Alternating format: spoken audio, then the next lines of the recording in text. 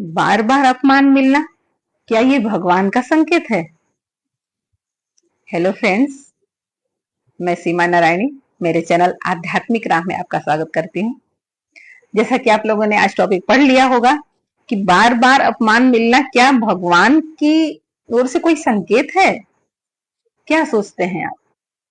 या आप अपमानित होते हैं तो भगवान को कहते हैं, भगवान ये मुझे इतना अपमान क्यों मिल रहा है?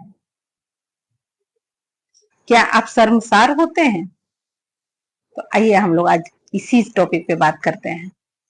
अगर आपको लगता है कि बार बार अपमान मिलना आपकी कीमत कम हो गई,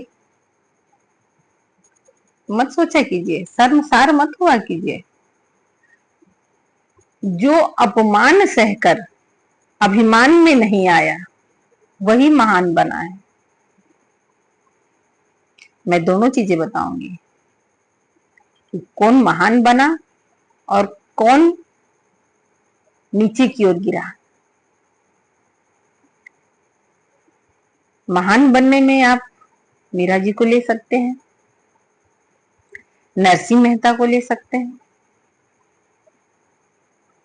ये दोनों आज संत भगवान के तरह पूजे जाते हैं।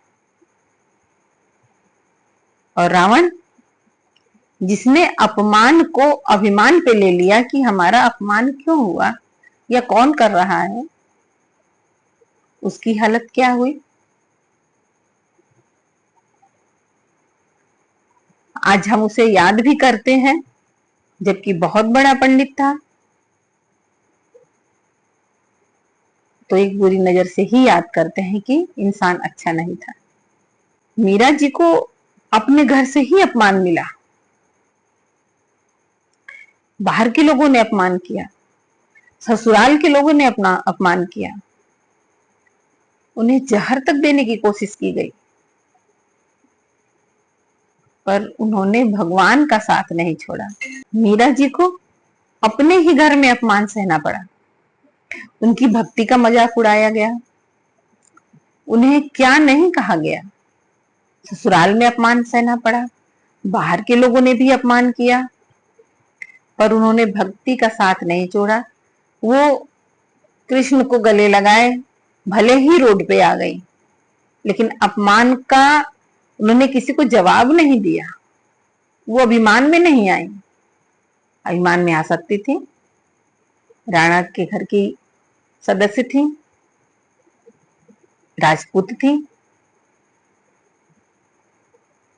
पर वो अपने अपमान को अभिमान में नहीं लिया। जिन्होंने अपमान किया उनको कोई याद नहीं करता, लेकिन मीरा जी को जो भी याद करता है वो सम्मान के साथ और प्रेम के साथ याद करता है। अपमान करने वाले आज अपमान करते हैं, और जो उनके लोग जैसे होते हैं उन्हीं लोग के साथ रहते हैं।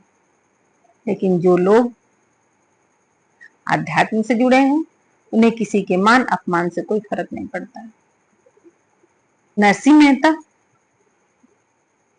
आज नरसिंह मेहता जी को सभी याद करते हैं, लेकिन जिन्होंने उनकी भक्ति का अपमान किया, उन्हें पागल कहा, गरीब कहा,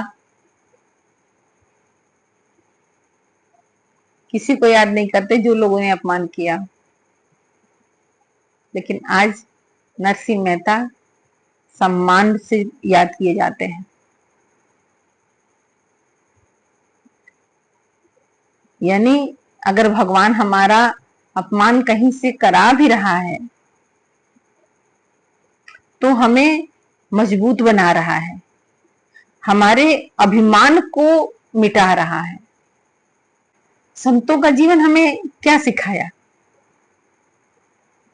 यही ना कि हमें अपने अभिमान को हटा देना है अपने मन से, अपने दिमाग से।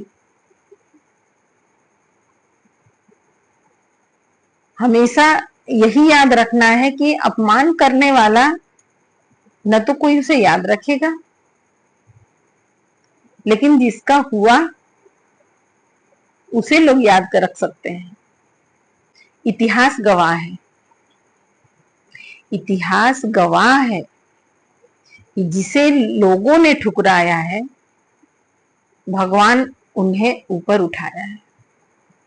कभी कभी अपमान होना भी अच्छा है।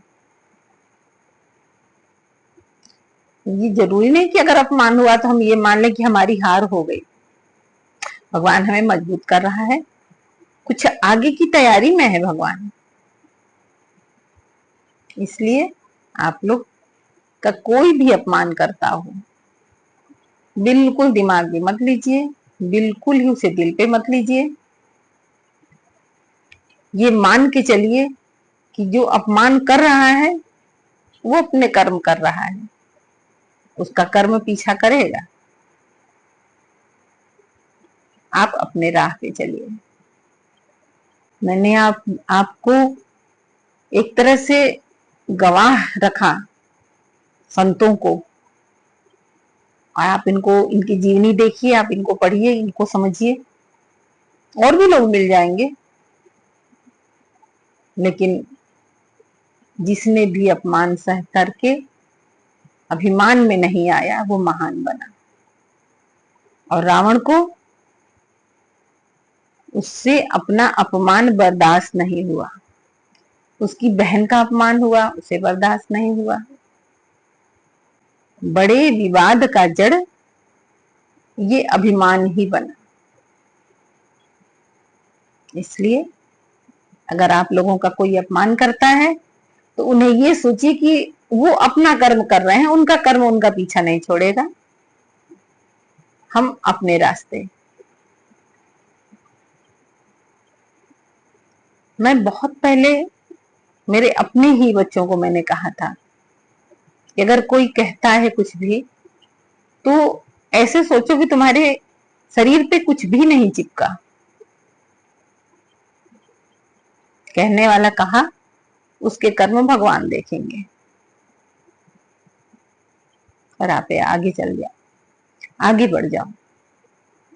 आज मैं वही आप लोगों से भी कहती हूँ कि अगर कोई अपमान करे उस बात को दिल से न लगाओ, वहां से हट जाओ।